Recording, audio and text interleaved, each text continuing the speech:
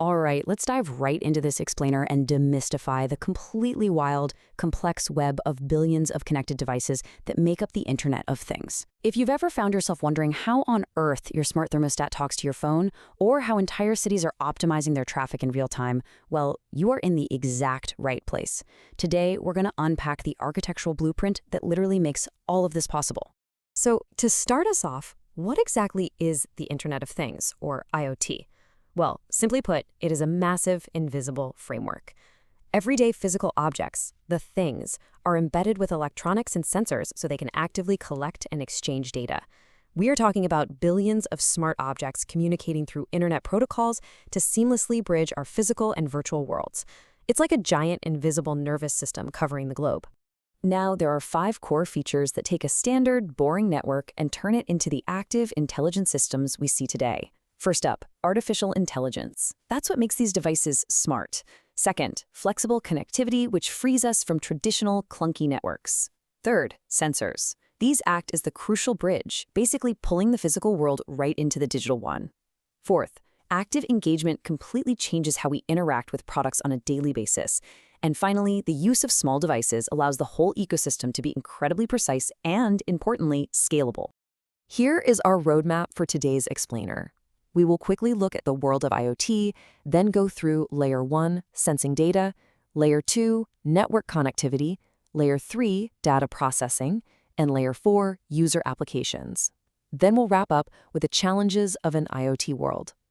Section 1, the blueprint, the 4 layers of IoT architecture. Think of IoT architecture kind of like the anatomy of a living organism, broken down into 4 distinct layers.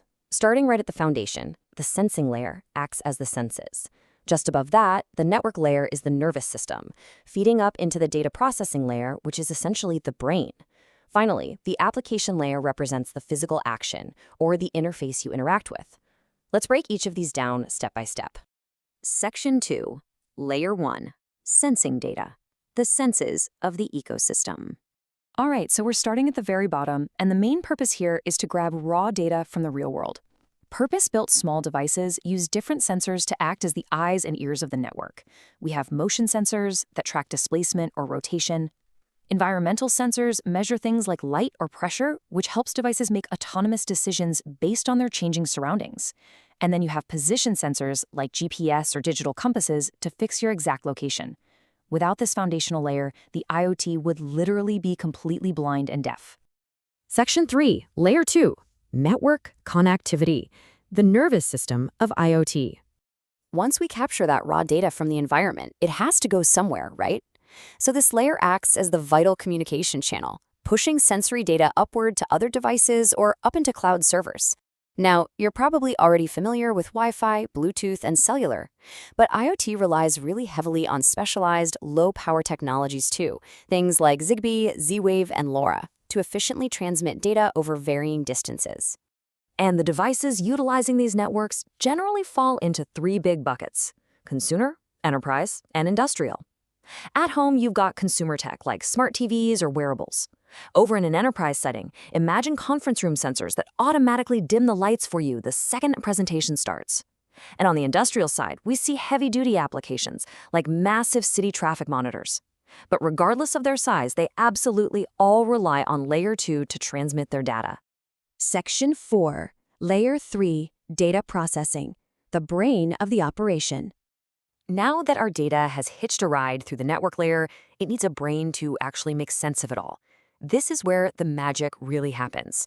The processing unit takes that raw data and makes real-time decisions. This can happen way up in the cloud or locally on an edge device, like your smart home hub. It evaluates the sensory conditions and immediately decides exactly what the appropriate response should be. But here's the catch. These IoT devices often have severely constrained resources. We're talking limited battery life, tiny amounts of memory. Because of that, managing this brain layer is honestly pretty difficult. Networks use structures like M40N.IoT to act as a kind of digital traffic cop. This handles scalability, energy efficiency, and security across 2 scopes: local management, right there in the device's environment, and remote management, which controls devices across different, wider networks. To actually build this massive processing layer across incredibly diverse industries like healthcare or automotive, developers rely on specialized platforms. We're talking tools like Kea, Septwire, ThingSpeak, or ThingsBoard. They provide the necessary software foundation so that engineers don't have to constantly reinvent the wheel every single time they want to turn raw sensor data into actionable, potentially life-saving intelligence. Section 5. Layer 4. User Applications. The interface of IoT. Finally, our process data reaches the top layer. This is where it executes tangible, real-world tasks for us at a macro level. Take smart farming, for example. We use IoT to control greenhouse microclimates, track grazing animals, and even monitor compost humidity to prevent contamination. Pretty amazing, right? Now contrast that with smart cities, where IoT monitors the structural health of bridges through vibration tracking, provides weather-adaptive street lighting, and tracks real-time parking spaces. The underlying architecture is identical, but the application is vastly different. Zooming into the micro level, the application layer is what powers our smart homes. It's what allows you to remotely manage appliances to save energy, and honestly, it's the reason your smart fridge can actively judge you when your milk is expiring. It drives safety monitoring via interconnected cameras, triggers intrusion detection if a window is violated, and keeps an eye on your water consumption to give you cost-saving advice. It is all about delivering maximum convenience directly to you. Section 6. Challenges of an IoT world. Security, privacy, and compatibility. But hey, connecting billions of devices isn't without some pretty massive hurdles, and the absolute biggest one? Security. Because IoT is so deeply, fundamentally interconnected, a single bug or vulnerability can cascade and corrupt every single device on the network. As the number of connected devices absolutely skyrockets, so does the surface area for a hacker to sneak in and steal confidential information. Beyond the threat of hackers, the whole ecosystem really struggles with a few other major hurdles. There is a massive privacy concern, because IoT collects your personal data in extreme detail, often entirely invisibly. Then we have compatibility. Right now, there is no true international standard, which is why devices from different manufacturers often flat out refuse to seamlessly talk to each other.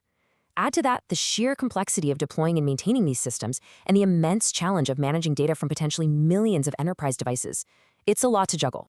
Now, to fully grasp how these 4 distinct layers, sensing, network, data processing, and application, evolved into the highly complex systems we rely on today, your reading assignment is to explore the history of IoT. Understanding its origins is absolutely crucial. It'll give you a much sharper perspective on exactly where this technology is heading next. I'm going to leave you with this final thought today. As these architectural layers work flawlessly together, from tiny environmental sensors all the way up to global cloud processors, they are mapping our daily lives in extreme detail. So you have to ask yourself, is the incredible convenience of a smart world, where our homes and cities anticipate our every single need, truly worth the ultimate privacy risk? Thanks for joining me on this explainer, and remember to always keep questioning the technology that surrounds you.